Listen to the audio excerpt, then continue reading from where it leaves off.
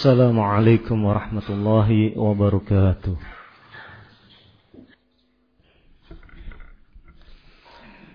Innal hamdalillah nahmaduhu wa nasta'inuhu wa nastaghfiruh wa na'udzu billahi min shururi anfusina wa min sayyiati a'malina. May yahdihillahu fala mudilla lahu wa may yudlil fala hadiya lahu. أشهد أن لا إله إلا الله وحده لا شريك له وأشهد أن محمدا عبده ورسوله يا أيها الذين آمنوا اتقوا الله حق تقاته ولا تموتن إلا وأنتم مسلمون يا أيها الناس اتقوا ربكم الذي خلقكم من نفس واحدة وخلق منها زوجها وبث منهما رجالا كثيرا ونساء واتقوا الله الذي تساءلون به والأرحام إن الله كان عليكم رقيبا يا أيها الذين آمنوا اتقوا الله وقولوا قولا سديدا يصلح لكم أعمالكم ويغفر لكم ذنوبكم ومن يطع الله ورسوله فقد فاز فوزا عظيما أما بعد فإن أصدق الحديث كتاب الله وخير الهدي هدي محمد صلى الله عليه وعلى آله وسلم وشر الأمور محدثاتها فإن كل محدثة بدعة وكل بدعة ضلالة وكل ضلالة في النار. Hadirin sidang Jumat rahimakumullah. Alhamdulillah, syukur kita panjatkan kepada Allah Subhanahu wa taala yang telah memberikan berbagai kenikmatan kepada kita. Termasuk nikmat tersebut adalah kita diberi kemudahan untuk hadir di masjid ini.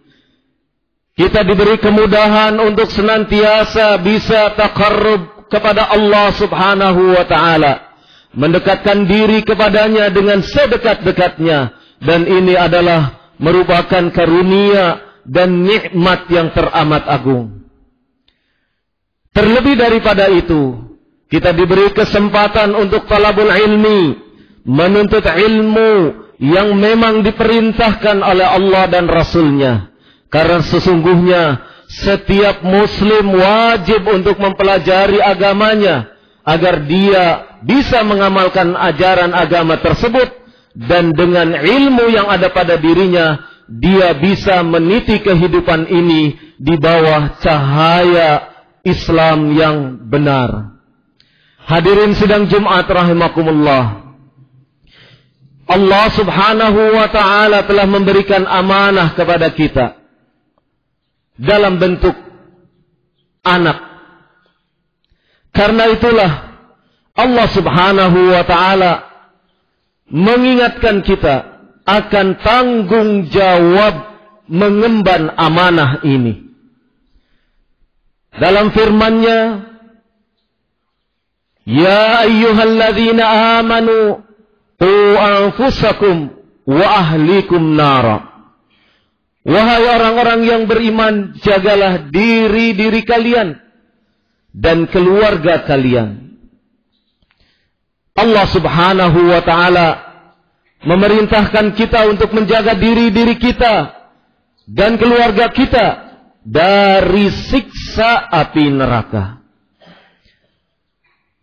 Oleh karena itulah, sudah sepantasnya apabila kita kemudian menjaga amanah ini dengan sebaik-baiknya.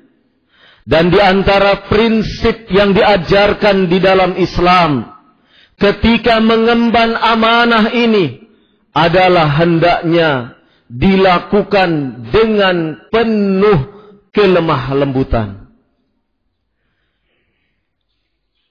Rasulullah sallallahu alaihi wa ala alihi wasallam dalam hadis yang sahih menyebutkan, Innallaha rafiqun yuhibbur rifqa fil amri kullih. Sesungguhnya Allah subhanahu wa ta'ala adalah zat yang maha lemah lembut. Dan dia Allah subhanahu wa ta'ala menyukai kelemah lembutan di dalam setiap perkara, di dalam setiap urusan. Termasuk di antaranya membina, mengarahkan, membesarkan anak-anak kita yang merupakan amanah dari Allah subhanahu wa ta'ala. Tidaklah kemudian mengemban amanah mengurusi anak-anak kita dengan cara-cara yang tidak dibenarkan oleh syariat. Maka tuntunan Islam untuk berlemah lembut terhadap anak-anak kita adalah dalam rangka untuk kebaikan anak kita dan diri kita serta keluarga kita. Manakala sebuah keluarga hidup dengan penuh konflik, manakala sebuah keluarga hidup senantiasa dibumbui oleh kekerasan demi kekerasan, maka sesungguhnya kita sedang menanamkan pola-pola kekerasan kepada anak kita. Sadar ataupun tidak, kekerasan itu kemudian akan tertanam pada diri anak. Dan setelah itu terbentuk menjadi kebiasaan anak, maka kemudian sang anak pun menjadi manusia-manusia yang kasar, bengis, dan keras. Allah subhanahu wa ta'ala telah mengingatkan kita agar senantiasa bersikap lemah lembut. Di dalam firman-Nya, "Fabima rahmatin minallahi linta lahum, walau kunta faddan ghalidhal qalbi, la faddu min hawlik." Dan karena rahmat Allah subhanahu wa ta'ala, rahmat dari Allah subhanahu wa ta'ala, engkau bisa bersikap lemah lembut kepada mereka. Seandainya engkau bersikap keras lagi kasar, maka niscaya mereka akan lari dari dirimu. Sikap kasar, keras, hanya akan memberikan dampak negatif, yaitu orang-orang akan menjauh dari sekitar kita. Begitu juga manakala kita bersikap kasar, keras kepada anak kita, maka anak kita pun tidak akan mendekat kepada diri kita. Padahal ketika kita membangun, membimbing, membina anak-anak, perlu kedekatan emosional antara diri kita sebagai orang tua dengan anak yang kita bimbing tersebut.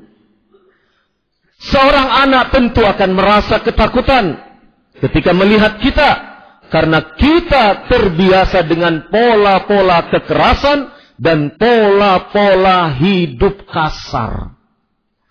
Oleh karena itulah, jangan sampai kemudian anak kita lari dari diri kita, dan kemudian dia tidak mau mendekat kepada kita, dan setelah itu dia akan lari kepada orang lain. Dan tentu saja ketika kita sebagai orang tua tidak bisa dekat dengan anak kita, ini berarti tanda-tanda keburukan. Bagaimana kalau kemudian di hari kemudian anak kita menemukan masalah? Akankah kemudian dia bercerita kepada kita masalah yang dia hadapi? Padahal antara dia dan kita sebagai orang tua telah terjadi jarak. Kenapa terjadi jarak? Karena sikap kita sendiri yang memolah hubungan kita dengan anak, yaitu dengan pola-pola kekerasan dan kekasaran. Anak tidak mau mendekat dengan diri kita, dan setelah itu ketika dia menemukan masalah, dia akan memecahkan masalah itu dengan jalan pikirannya sendiri tanpa bimbingan dari orang yang lebih dewasa. Hadirin sidang Jumat rahimakumullah. Pola-pola kekerasan tidak diterapkan oleh Rasulullah sallallahu alaihi wa ala alihi wasallam di dalam kehidupan rumah tangga beliau. Hal ini sebagaimana dikisahkan oleh Ummul Mukminin, istri beliau yang mulia, Aisyah radhiyallahu anha, dalam sebuah hadis yang diriwayatkan oleh Imam Muslim. Kata Aisyah radhiyallahu anha, "Ma daraba Rasulullah sallallahu alaihi wa ala alihi wasallam syai'an qad biyadihi wala imra'atan wala khadiman illa ayyujahida fi sabilillah." Nabi sallallahu alaihi wa ala alihi wasallam, Rasulullah sallallahu alaihi wa ala alihi wasallam tidak pernah sedikit pun menggunakan tangannya. Tidak digunakan untuk memukul. Sedikit pun tidak digunakan untuk memukul tangan beliau sallallahu alaihi wasallam yang mulia. Tidak digunakan untuk memukul istrinya. Tidak digunakan untuk memukul pembantunya. Kecuali beliau gunakan tangan tersebut saat berjihad di jalan Allah subhanahu wa ta'ala. Nabi sallallahu alaihi wa ala alihi wasallam menerapkan manajemen rumah tangga dengan kelemah lembutan. Tidak dengan pola-pola kekasaran. Tidak dengan pola-pola yang bersifat kekerasan. Karena sesungguhnya manakala kekerasan ini diterapkan di dalam sebuah lingkungan, entah itu lingkungan keluarga, entah itu lingkungan lembaga pendidikan, atau lingkungan manapun, maka niscaya madarat demi madarat akan muncul akibat dari sikap kekerasan ini. Maka hadirin sidang Jumat rahimakumullah, apabila pola kelemah lembutan ini diterapkan dan kita menjadi orang-orang yang senantiasa berusaha untuk bisa bersikap lemah lembut, maka niscaya Allah akan memberikan keberkahan. Keberkahan lantaran kita menerapkan sistem yang digunakan oleh Rasulullah sallallahu alaihi wasallam, menghidupkan sunnah Nabi sallallahu alaihi wasallam dalam upaya mengeliminir tindakan-tindakan sarkasme, tindakan-tindakan kasar, tindakan-tindakan kekerasan. Mudah-mudahan Allah senantiasa memberikan taufik kepada kita sehingga kita menjadi manusia-manusia yang memiliki kelemah lembutan. Wa qur rabbighfir warham wa anta khairur rahimin.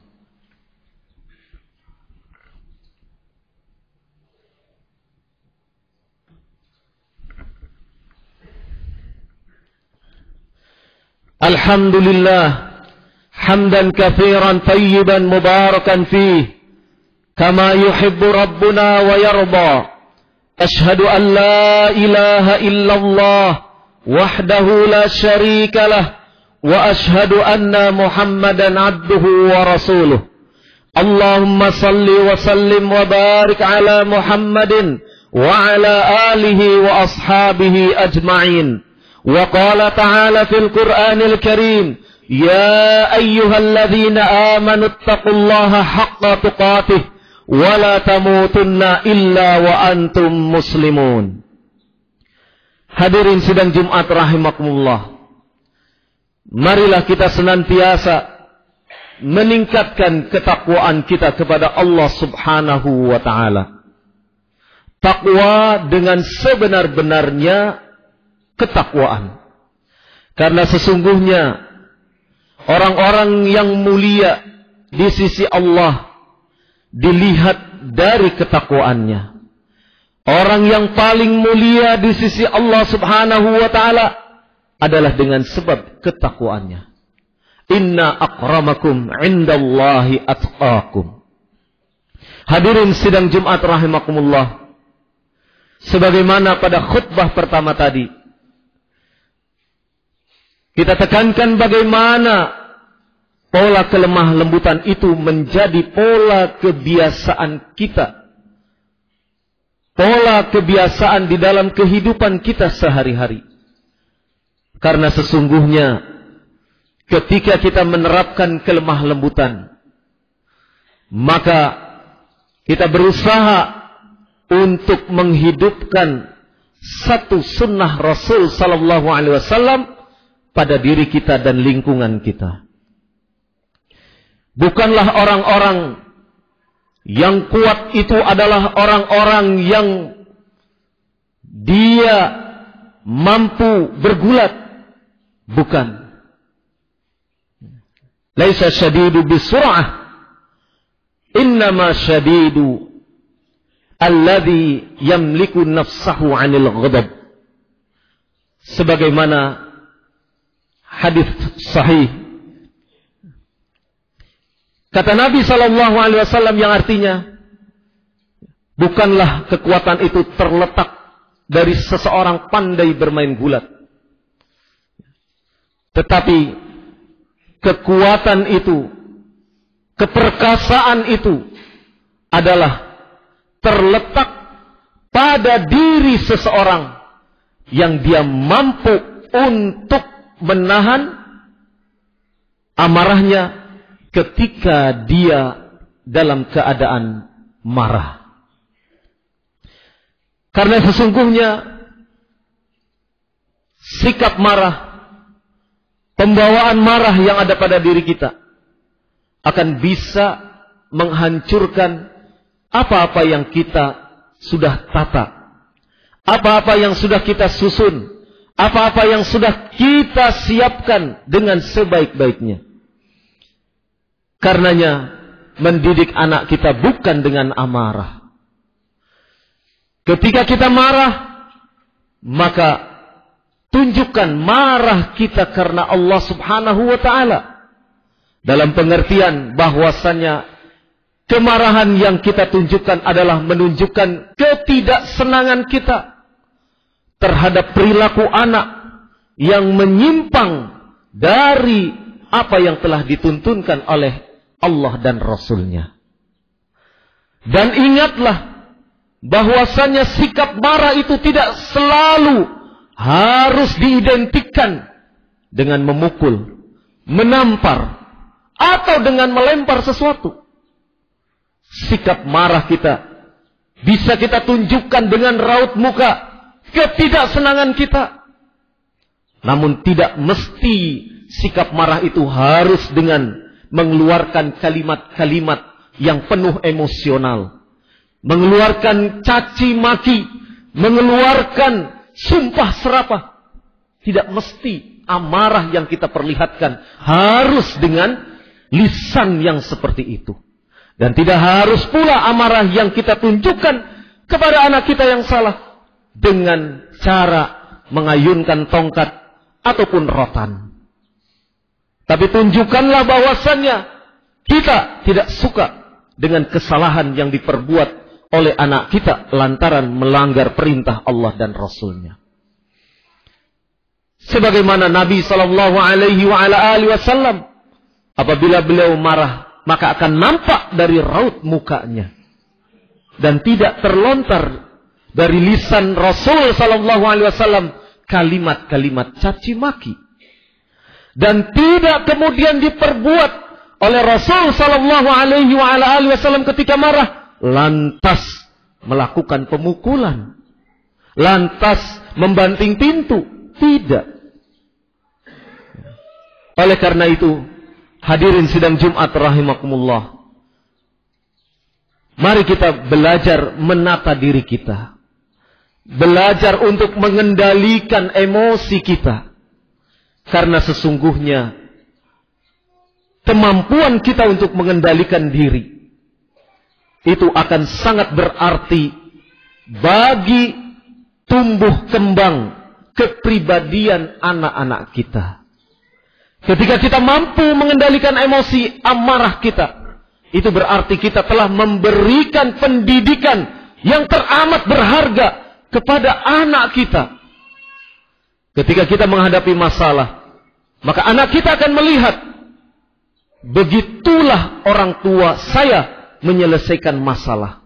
Tidak kemudian lantas bersungut-sungut, tidak lantas kemudian mencaci maki, tidak lantas kemudian mengeluarkan kata-kata yang tidak berarti, dan tidak lantas kemudian menggunakan kekerasan.